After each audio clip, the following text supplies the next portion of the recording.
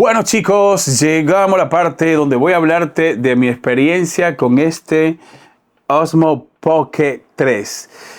¿Cuál ha sido la experiencia durante varias semanas? Porque desde que este producto llegó aquí al laboratorio, la verdad es que no lo he soltado. Y por eso decidí contar mi experiencia, porque esta cámara, aparte de que este video no ha sido patrocinado, ha sido un video a costillas récord, también decidí quedarme con el producto. Me gustó tanto que me quedé con él y de hecho algunos trabajos de lo que tú ves aquí en el canal fueron grabados con esta cámara.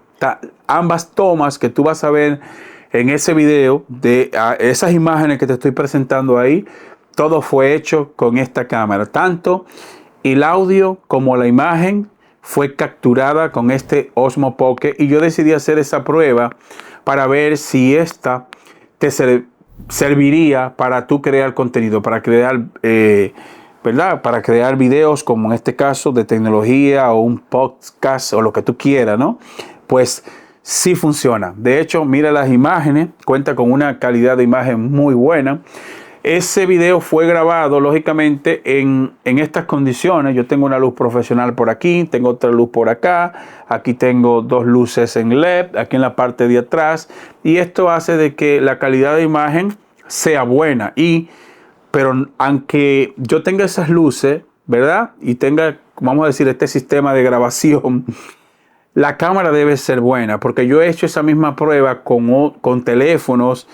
Y la diferencia ha sido, la experiencia ha sido mala.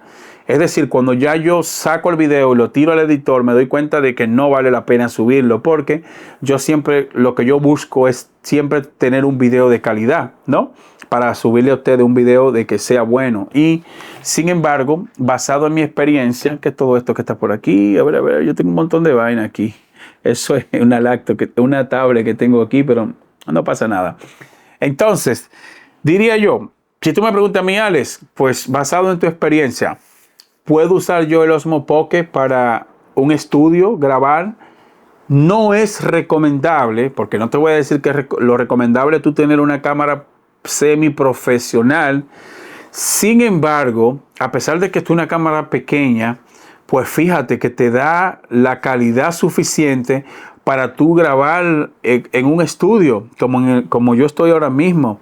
Y fíjate que la calidad de imagen fue increíble. A mí me encantó, de hecho me gustó tanto que grabé otros videos con ella. Y ahora la estoy usando para sacar una toma de aquí arriba. A veces la pongo aquí arriba para grabar una toma que salga desde aquí. Puedes hacerlo.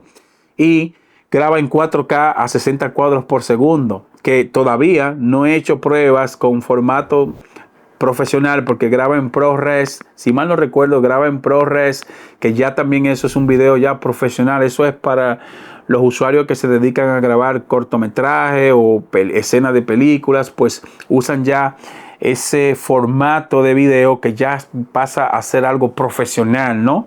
Sin embargo, esta de manera estándar en 4K a 60 cuadros, pues fíjate la gran calidad. Puntos buenos, puntos malos. Y ahora vamos a hablarte de lo bueno y lo malo. Voy a empezar con algo que me pasó y por eso decidí hacer, yo creo que este es el único canal de tecnología que habla de experiencia de uso.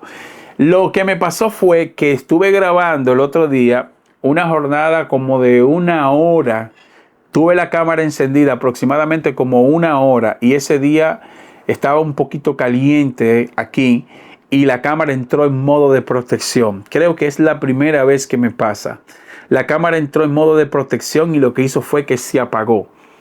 Y lógicamente después se enfría y tú procedes a usarla y no pasa nada. Así que anoten eso por ahí, de que si tú estás en condiciones con mucho sol o la temperatura está muy alta, pues puede hacer de que esta cámara se proteja, entre en modo de protección hasta que baje la temperatura y ya.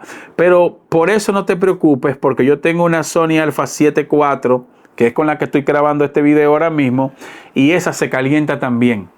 La verdad, esa cuando yo tengo mucho tiempo grabando, hay una opción que tú le activas para que aguante temperaturas altas, pero como quiera se apaga. Entra en modo de protección, Reactivity, y se apaga. Y esa Sony me lo hace a cada rato. Esta por lo menos solamente me lo ha hecho una sola vez.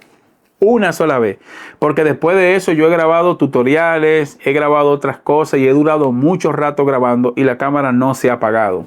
Así que en ese sentido le doy puntuación buena, porque esta cámara no solo sirve para videoblog, te sirve también para tú, en caso de que tú tengas un canal, vas a poder hacerlo. Esto es en caso de que tú quieras hacer videos profesionales o semi profesionales.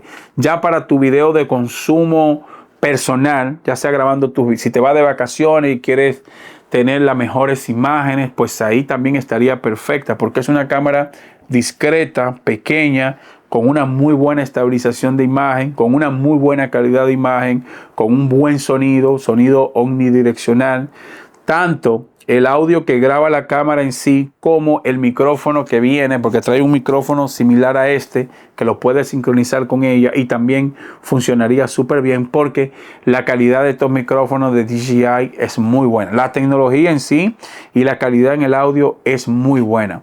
Así, chicos, que solo pasé por acá por el canal para decirte que esta cámara está altamente recomendada. Es una cámara que resuelve, buena calidad de imagen, tiene un buen zoom, porque viene también con zoom, a pesar de que es una cámara pequeña.